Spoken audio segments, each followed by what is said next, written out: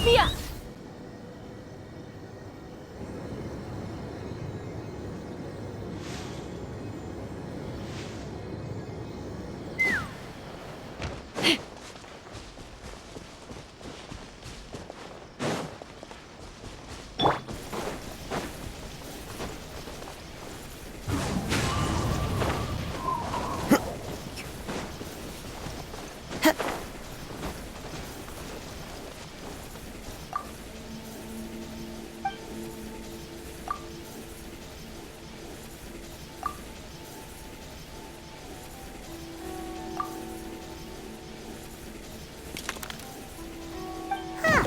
There's nobody here.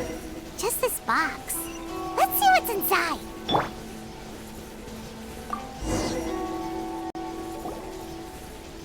Did it open? Did it open? Did our Inazuma Deptus leave any treasure here? What's this? Huh. Looks like a book. It seems to be another notebook. Could it be Tsubaki's notebook? Let's step back outside now. The atmosphere here is different than I'd imagined. Somehow, it makes me a little reluctant to open the notebook. Paimon knows what you mean. Reading in low light is really bad for your eyes. Come on, let's get back outside.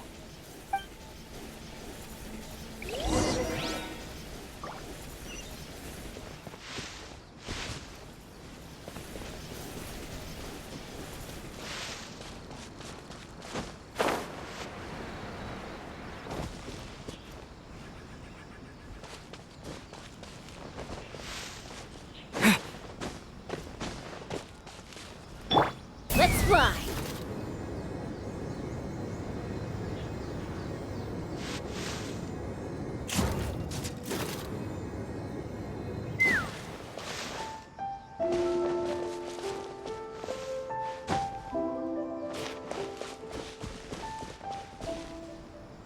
Take me up!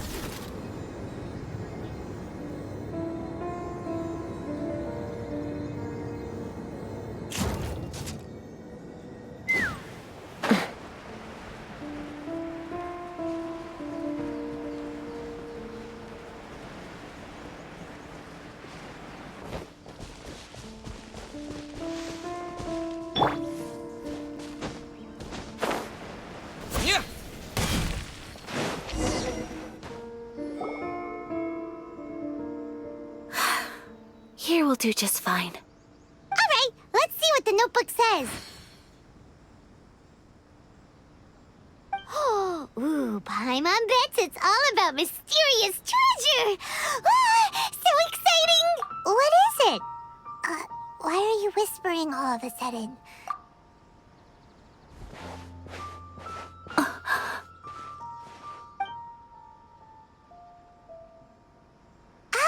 Oh, you want to let Ayaka read the notebook without distraction. Seems whatever's written in there must be pretty major after all. But, based on her expression, probably not a treasure map. What could it be?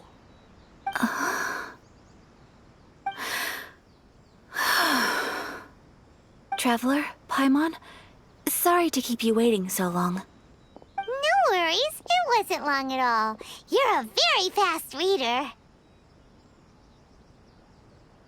Yes, I have. I think I have to share the truth of this notebook with you both, even though the contents are completely different than what I was expecting. Different how? You mean it wasn't a Fox Envoy who wrote this? Not a Fox Envoy, no. It turns out that Tsubaki's real identity is my mother herself. Huh?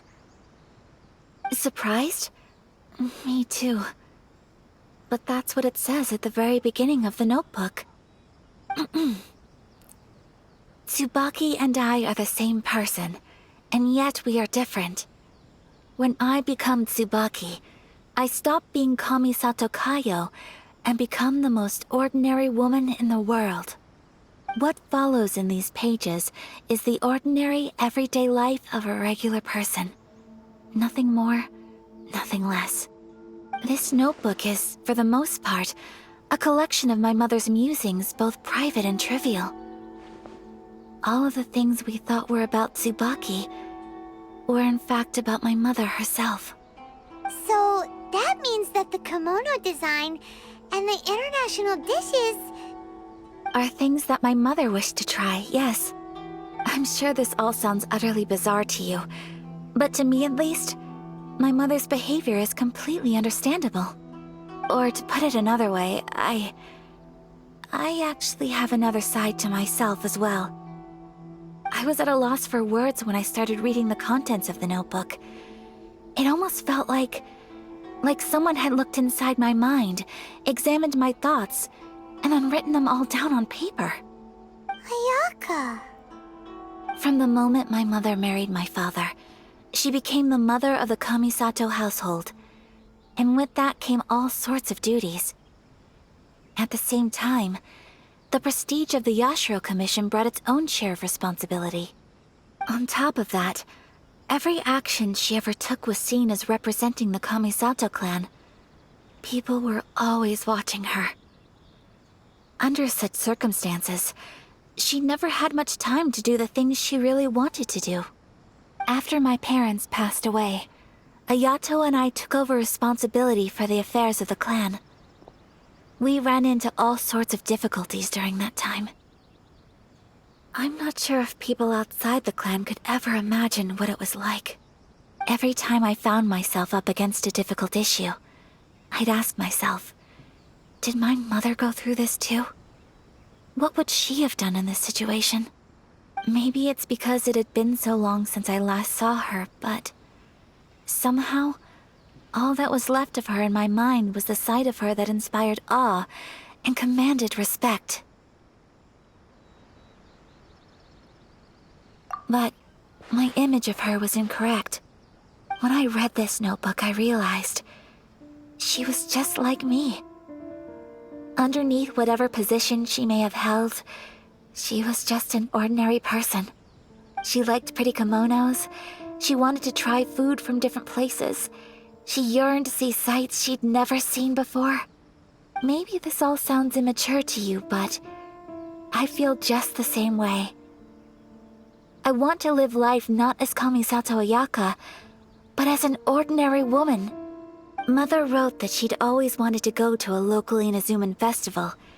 She said that sometimes, on a clear night, if you looked out from our house, you could see lights off in the distance. I've seen those lights too. It looks so lively with so many people. And it's so brightly lit, it makes the whole sky glow. Of course, sometimes it does make me a bit anxious from a public order perspective. But for someone of my position to just show up at a festival with no warning, it could be considered improper etiquette.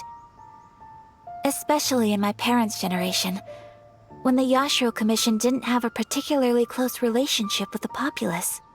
Even if no one stopped us, the idea of the Yashiro Commission going out into the crowd, it'd certainly draw some strange looks. People would probably start thinking there was trouble afoot. Mother said that she didn't want to put people on edge. She wanted everyone to enjoy the fun and freedom of the festival. She didn't want to disturb them, and didn't have much free time anyway, so she never went. Not even once. Aw, so the kimono design, that must have been the outfit she planned on wearing if she ever did go to a festival, right? That's right. And sometimes, festivals sell international food. She wanted to try that too. I hope this isn't a disrespectful thing to say, but I never knew my mother was so in touch with her inner child. Well, that's not disrespectful at all. Paimon thinks your mom was the best of both. A big softie on the inside and a big sense of responsibility on the outside.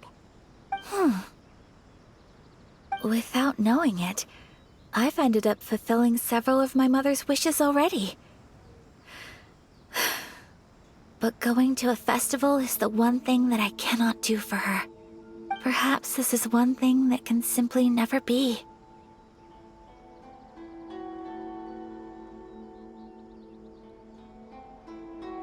I understand. Thank you. I think I realize something now.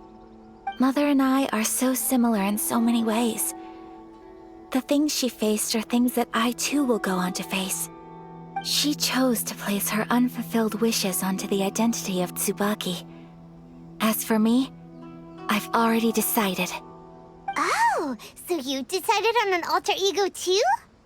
No, I don't plan to do anything like that. I think I will set myself a new goal. To live each day without regrets. So, Traveler, Deep breaths, Ayaka. Deep breaths. Would you be at all interested in checking out an Inazuman festival? Paimon's been dying to go ever since we saw that poster! Paimon would love to go with you, Ayaka! Hey, come on, don't make fun. It's just because I used to have the same concerns my mother did. But now, I don't think I need to worry about it so much. I'm going to be true to myself and fulfill the wish that my mother and I shared. I know that you of all people can understand me going my own way on this. So, let's do this, you and me. Let's go to a festival together. Paimon wants to come! Festivals here have loads of tasty snacks too, right? Oh, and fun and games! Great. Thanks, you guys. If we head over now, we should still make it in time. Oh, good point! Today is the last day, right? What are we waiting for? Let's go!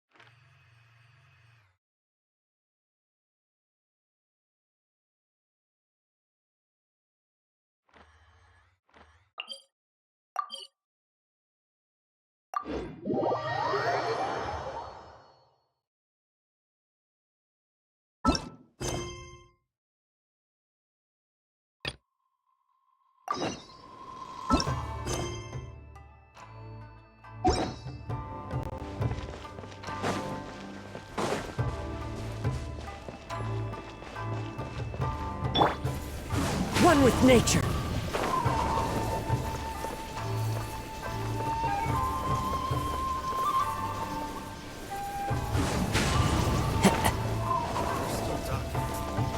Cheers!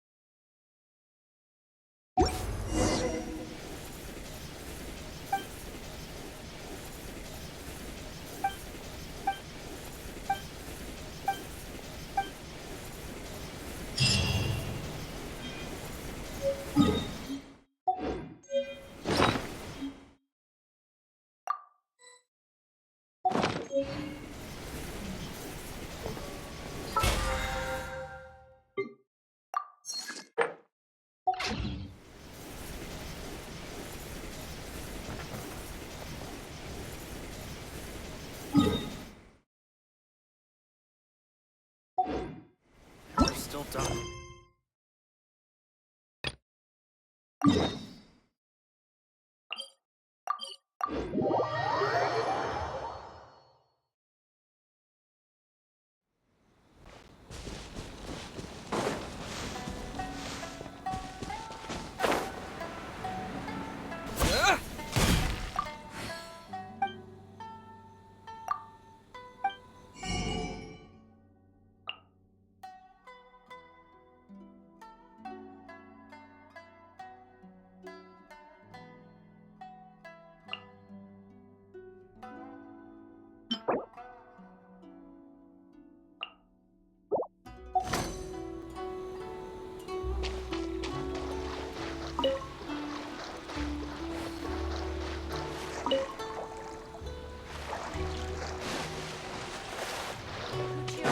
will definitely flourish over time.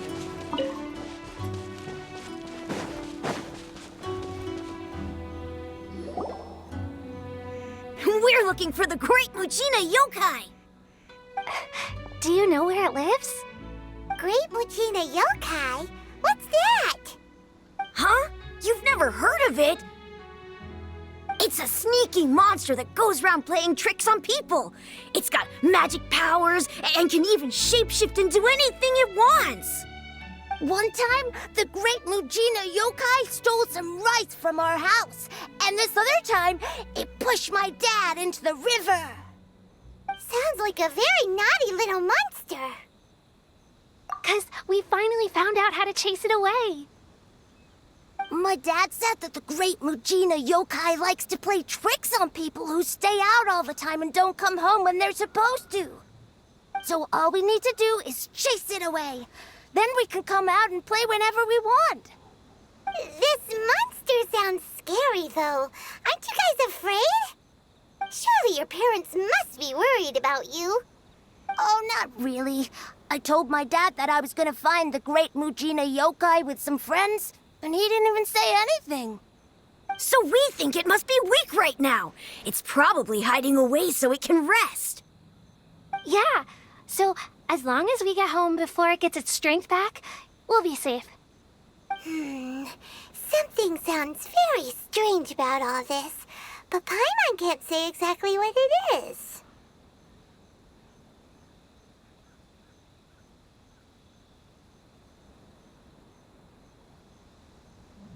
Yeah, Paimon feels like the Great Mujina Yokai is one of those storybook monsters that doesn't exist in the real world. We should tell them so they don't waste all their time looking for it. Oh, children, listen up. There's no need to go looking for the Great Mujina Yokai, all right? Because it isn't real. Huh? No way. That's impossible. My dad wouldn't lie to me. Your folks are just worried about you is all. They don't want you wandering too far from home because it's too dangerous. That's not true. The Great Mujina Yokai is definitely real. Yeah! Yoimiya's even making some weapons for us. And then she's gonna show us how to blow it up! Yoimiya, huh? Wait, as in fireworks prison break, Yoimiya? We told her all about the Great Mujina Yokai. She said we shouldn't be scared of it. We should learn how to chase it away instead. We've been waiting for ages now. And finally, Yoimiya said that today's the day! Yoimiya plays with us and tells us stories all the time. She wouldn't tell a lie. But... Come on, let's get out of here and go find Yoimiya. Wait, hold on, don't go! They didn't seem to take that very well. But Paimon was only trying to look out for them. Who knows what Yoimiya's got to do with this? Let's follow the kids and see what's going on.